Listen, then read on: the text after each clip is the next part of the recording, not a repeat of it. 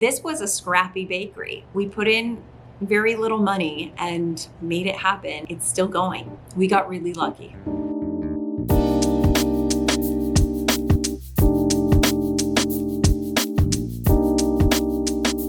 Hi guys, it's time for a bakery update. So we are nearing our 1-year anniversary at Bread Savage. A lot has changed. I'm gonna go through a couple different key points of things that I've learned this year, some of my best advice for you, and talk about plans for the future. So let's get into it. Okay, this is probably the juiciest topic. Let's talk about the biggest challenges. I've never been a boss before. I've never been a manager. This whole environment has been very fresh. And I think for me, I get a little too personally invested. I worry about people if I know what's going on in someone's life. We want everybody to be happy and comfortable.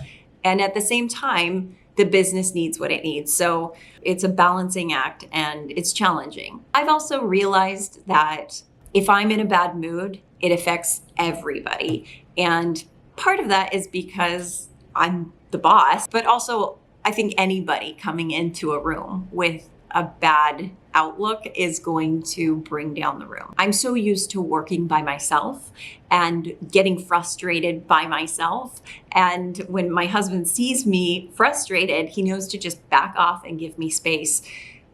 With the bakery, I can't leave, and there's people surrounding me all the time. It's been kind of hard to be a really pleasant person when things get really stressful. However, as the business goes on and we do this longer, things that felt life and death at the beginning don't feel that way anymore. Because it's like, what can you do? What can you do if you've burnt a whole tray of croissants? I used to cry. I think I burnt 6 almond croissants once. I sat on the kitchen floor and cried. I don't want to disregard how I felt in that moment because it was valid. We were under a lot of stress and those 6 croissants were really precious. But now we have a huge team of people and sometimes entire trays of things get burnt and it's fine. It's fine. It's just pastry. We actually have a burn wall where we take a Polaroid picture of our bakers anytime they burn something. I'm on the wall. I don't think Chase is on the wall. I'm going to sabotage him and get him up there. It breaks the tension in the moment because somebody runs to get the Polaroid camera and it's like, oh wait, this is a funny thing. It's okay. We take the picture, we move on and we let it go. So there have been a lot of really big challenges, but there has been so much more joy. A lot of these bakers were home bakers that we taught how to do these like very intricate advanced pastries. They're knocking them out of the park and they are thinking ahead. And I feel some relief, like I can step back and I'm not the only one that's worrying about everything that's happening in each step of the way. On Fridays and Saturdays, we often sell out before 3, and that is something that we have been trying to up production every single week to accommodate, but we're still not meeting demand. We've got a line to the door. At first, that made me really, really anxious, and now I'm just so proud of everything that we built. And as much as I love seeing all of the new faces, I think the thing that feels like the biggest accomplishment is seeing the regulars. And a lot of them have been with us since the beginning. The fact that people come back time and time again is just the biggest compliment. I think the biggest change since the last update is our number of employees. There are 12 of us working here now. And I think at the time that I recorded the last one, we had just hired 2 bakers and we had 1 front counter person. Because of all of those new employees, we're making so many more pastries. So for Tuesday, tomorrow, I'm gonna do the breakout right now. I'm gonna pull out 33 croissants, 36 pain au chocolat, 24 afternoon buns, 36 city muffins, 48 round boys, 36 Danish pastries, 15 cinnamon rolls. I think that's everything that I'm going to do for the breakout tonight. And then in the morning, we bake 4 dozen muffins, Bostock if we have challah. There's just like hundreds of pastries that we're making. That's just crazy. Chase and I used to have like, in this little glass tray back here, we would have like 4 big sheet pans.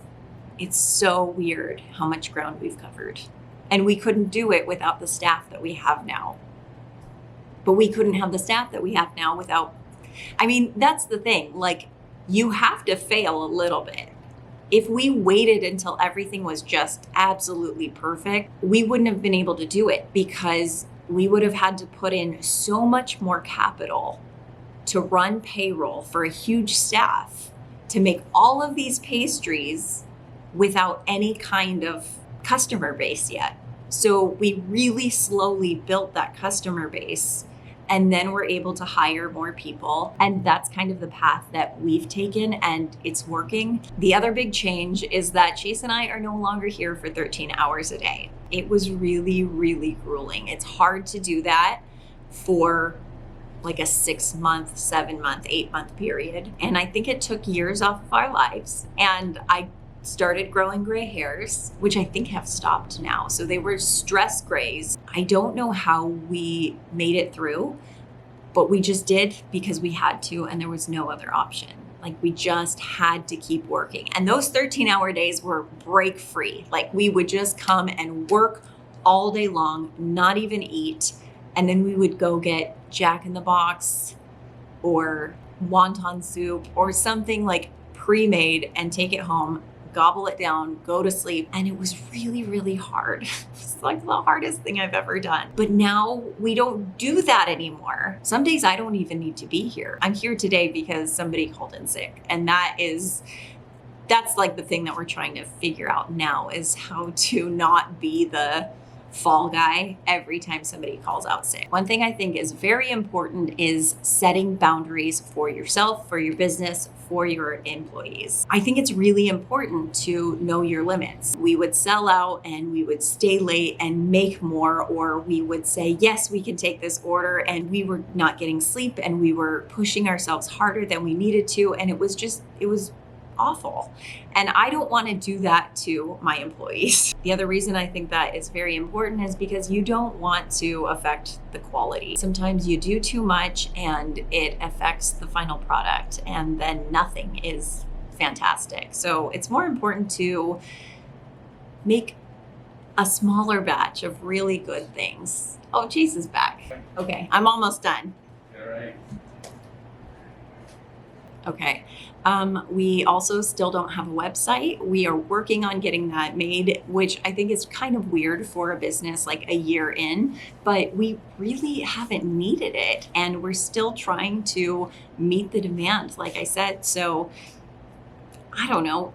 It's something that we have put a lower priority on because there's other things that are more pressing right now. So you don't have to do things by the book. My best advice for you, if you are thinking about starting a business, is to have really clear branding. You are not just selling a product, you are selling the entire experience. When I first saw people taking pictures of our cups, like the Bread Savage logo on a cup, I realized like, oh, okay, we've done something. People recognize this brand. It's a big feeling of accomplishment. The other thing I would say is don't base your business on a gimmick. Gimmicks, especially in food, I think are very short-lived, and they may get people in the door, but they will not keep them coming back. I'm not quite sure where we're going in the future. We have talked about opening another location in California. We're not totally sure if we want to do like a warehouse or if we want to, like open individual location. My camera battery just died when I was saying goodbye. Anyway, I hope this was interesting and you got something out of it. I hope I answered some questions for you. And now I'm going to take you on a tour of the bakery, and then I'm going to throw a little Halloween party for my nephews and niece. So I hope you guys are enjoying this Halloween season. You're gonna see some of our decorations here. This is not how it normally is, but it's decorated for Halloween. Okay, let's go walk around.